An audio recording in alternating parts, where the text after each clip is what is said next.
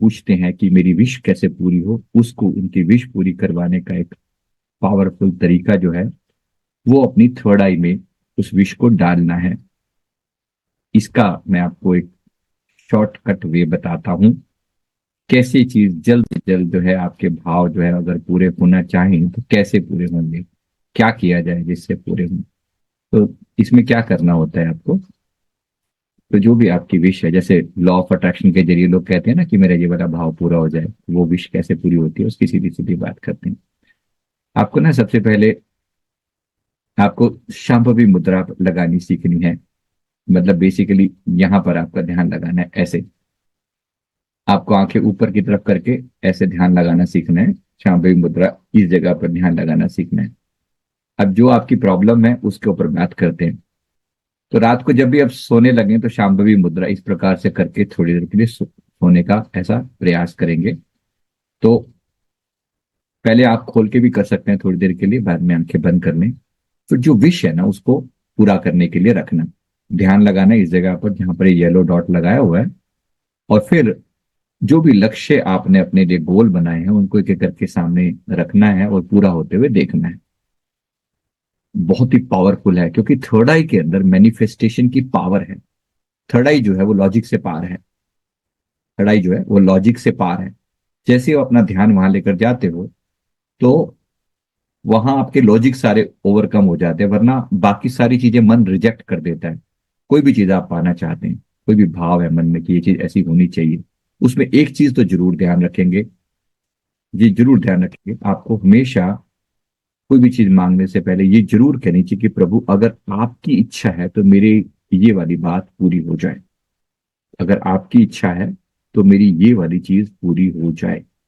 इससे हमारे अंदर ना तो कभी अहंकार आएगा, ना ही हम कोई ऐसी गलती करेंगे जिसका परिणाम बाद में भुगतना पड़े। क्योंकि अभी ये पूरा जीवन जो है उसी उल्टी सीधी विशेष को मांगने के कारण ही ऐसा हो रखा है।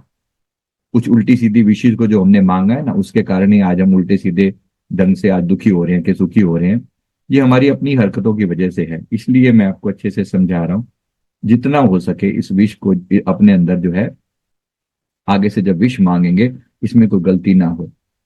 ठीक है, विश मांगते हुए वो विश मांगनी है और ये लाइन पहले बोल के रखनी है, अगर आपकी इच्छा है, अगर आपकी कृपा है तो मेरी यह विश पूरी हो जाए। ऐसा भगवान से प्रार्थना करें। क्या मांगना चाहिए अगर मेरी नजरों से पूछो तो मेरी तो एक ही चीज सच्ची है कि जो चीज मुझे परमात्मा से जोड़ दे, ठीक है, जो चीज मुझे परमात्मा से जोड़ दे वो चीज ही मांगने लायक है, पर संसार भी चाहिए। ठीक है, तो हम जो नॉर्मली वर्ड यूज करते हैं, ध्यान के साथ साथ धन कमाओ, ध्यान के साथ साथ धन कमाना। तो दो ही मेजर चीजें हैं, ध्यान भी मिले, आत्मा का कल्याण भी हो और धन भी आए।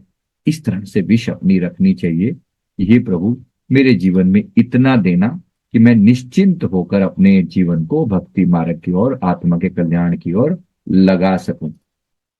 इसे बोलते हैं जोरबा द बुद्धा टेक्निक। मतलब मेरे जीवन का अंतिम गोल परमात्मा की प्राप्ति है। इस तरीके से परमात्मा की प्राप्ति है। बस मुझे इस बात को याद रखना है कि वो उस गोल तक पहुंचने के लिए बाकी सारी चीजें जो है वो साधन है जो मुझे सपोर्ट करती हैं। असली चीज अगर मेरे श्री परमहंस गुरुदेव जी की निर्देश के अनुसार, उनकी आज्ञा के अनुसार मैं कहूं तो वो है सच्ची भक्ति।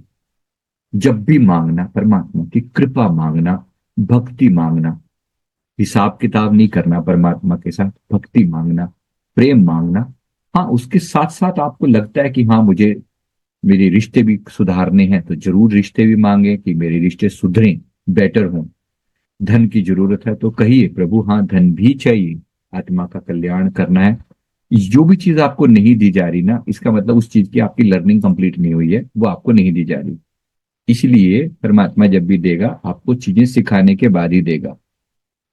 ठीक है, तो इसलिए जहां तक कोशिश करें, आप मेरी बात को समझ गए होंगे तो प्रयास कीजिए इसको ऐसे करके।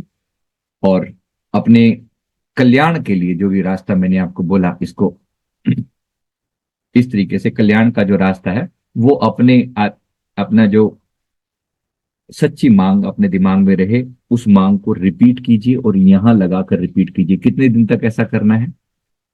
5-6 दिन में काम हो जाएगा, अगर आप इस तरीके से ध्यान लगाते हैं तो। और अगर आप केवल भक्ति की बात करते हैं, केवल परमात्मा की बात करते हैं, तो यहां ध्यान लगाकर आप अपने गुरु का ध्यान कीजिए। अगर ध्यान करने लायक ही है कोई, तो वो सदगुरु ही है। तो ध्यान मूलम गुरुर मूर्ति, पूजा मूलम गुरु पदम, मंत्र मूलम गुरुर वाक्यम एंड मोक्ष मूलम गुरु कृपा। अगर कुछ मांगने ही लायक है तो फिर गुरु गुरु की कृपा ही मांगने लायक है।